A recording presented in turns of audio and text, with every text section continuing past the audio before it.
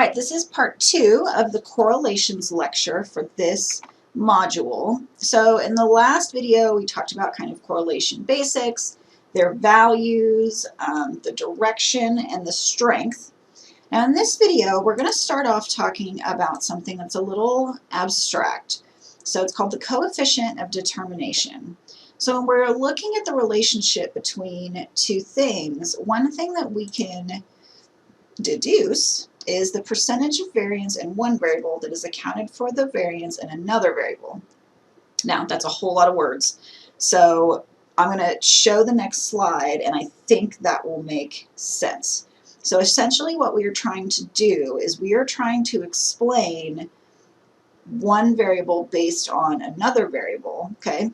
So we call this r squared because that's where we're going to get the value from. We're going to square the correlation coefficient, okay? So obviously the stronger the correlation, the more variance can be explained. So what in the world does that mean? Okay, let's look at this.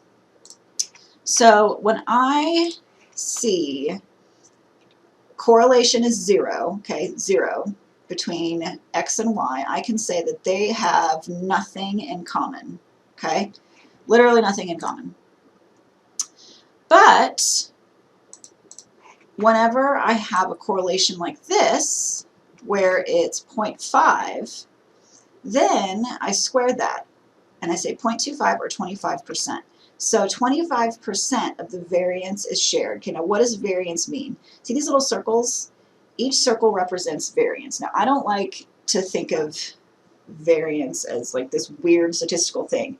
Think of it like a pizza. Okay, so variable x has its own pizza, variable y has its own pizza, but when we get down here, they have something in common. They overlap by about 25%.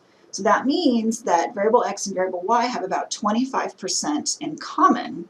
Now, as we've learned in the last lecture, 0.5, that's a moderate correlation. Okay, that's a pretty good correlation. So that is what that's going to look like. But if we bump it up to a strong correlation, something like 0.9, we square that, 81%. That means that much variance, 81%, is shared between variable x and variable y. So again, we're looking at the relationship between two variables and how much they are related to each other and how much variance they have in common, how much overlap they have, okay? So when we look at that, now notice this one is quite a bit in common, we have to talk about association versus causality. So for example, this is kind of a classic example. You may have heard it before. So ice cream consumption is positively correlated with crime rates. Okay, so there's a lot of overlap between variable x, which would be ice cream consumption, and variable y, which would be crime rates. There's a ton of overlap. But why is that? There's a third variable coming into play, and that's outside temperature. Okay, as I mentioned in my last video, outside temperature, as it goes up, so does ice cream consumption.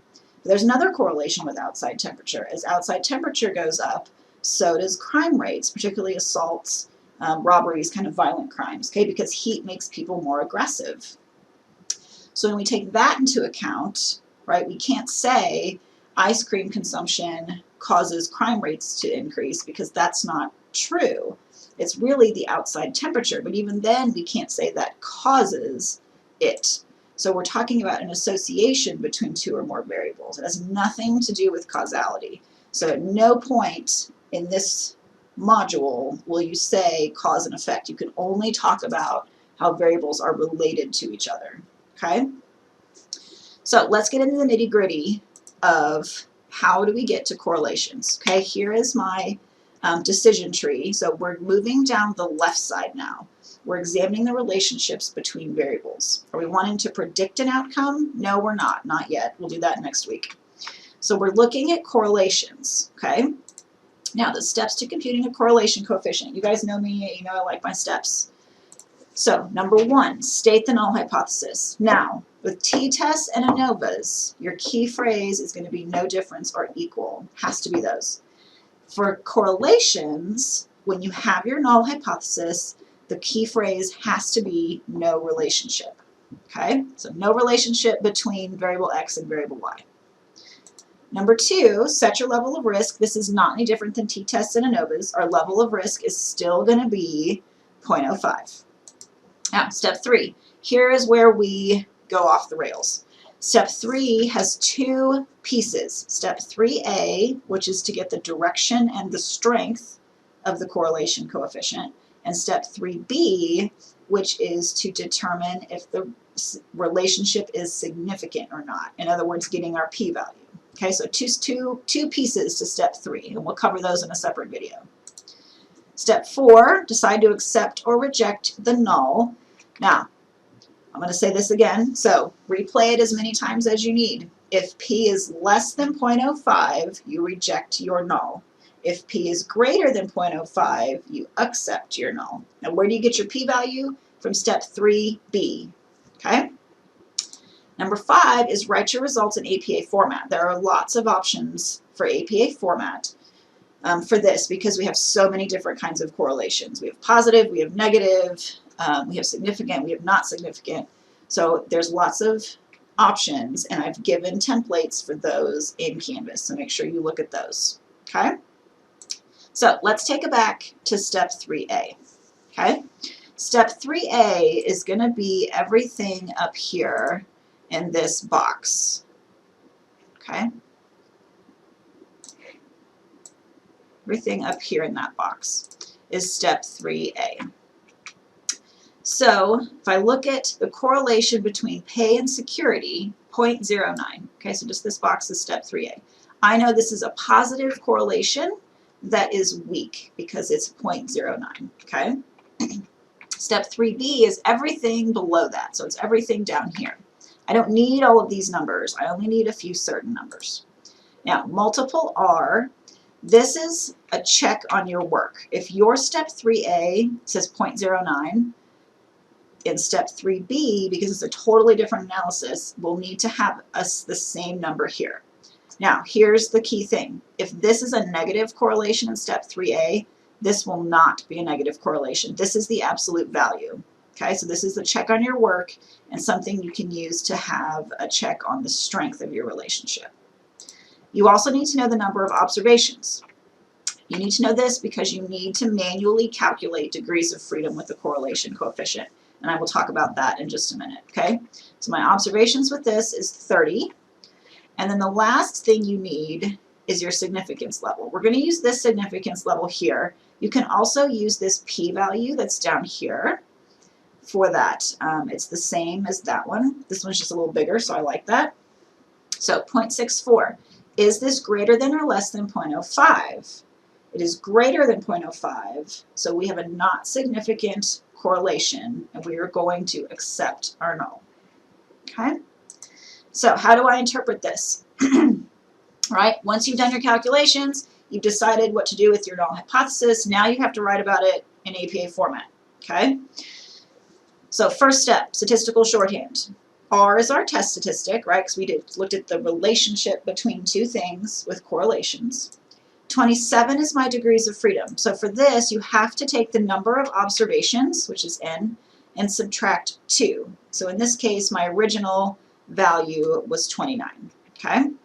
You have to do that manually. That's not on the output. Negative 393 is your obtained value. This is your correlation coefficient from step 3A. A very common mistake I see students make is they put their p-value here. That does not go here. The correlation coefficient from step 3A goes after the equal sign. Okay? And then last, you state your probability. Is p less than or greater than 0.05? And that's from step 3B. Okay? Now, real quickly, we're going to go through these.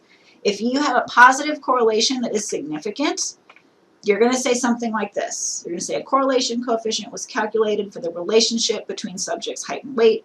A strong positive correlation, okay, strong positive correlation, that is from step 3A, right? We decided it was strong positive. Here's my statistical shorthand indicating a significant linear relationship between the two variables. Now here, you need to state some kind of sentence as far as how they are related to each other. So I said taller subjects tend to weigh more. Notice I did not say height causes people to weigh more or something like that. I don't use the word cause and effect. I say taller subjects tend to weigh more. Talk about the relationship between the two variables. Now, if you have a not significant result, you're basically saying the same thing. We did a Pearson correlation coefficient, examining the relationship between ID numbers and grades. A weak correlation that was not significant was found. Here's your statistical shorthand. And then this sentence says they are not related to each other, okay, because they're not significant. Now for negative correlations, we do essentially the same thing, except we say strong negative here, and then you have a negative here. But same thing at the end, you want to have subjects that exercise more tend to weigh less. That was an example I used in my last video, okay? How do they relate to each other?